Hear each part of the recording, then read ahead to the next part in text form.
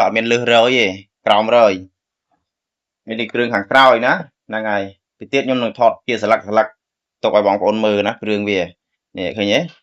ឃើញគ្រឿងណាបាទហើយអានេះនិយាយជាក់ស្ដែងណាអានេះវាមានវាមានមីតវាមានហាយរបស់វាណានេះបងប្អូនណាបើវាប្រព័ន្ធវាខាងជ្រៀងនេះវាមានreverb echo បាទអានេះរក delay អត់ឃើញអាមាន delay ហើយមាន reverb និង echo តែម្ដង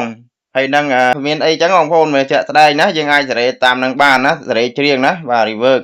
ហើយចំពោះអានេះវាមាន subwoofer ណានេះខាងក្រោមនេះ subwoofer អញ្ចឹងអាចប្រើ ampli នេះប្រើ AM មែនតើណា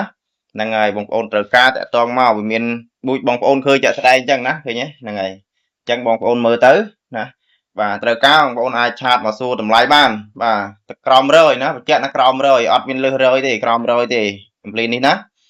បាទអញ្ចឹងខ្ញុំមានតែប៉ុណ្ណេះទេអរគុណច្រើនជំរាបលាបាទ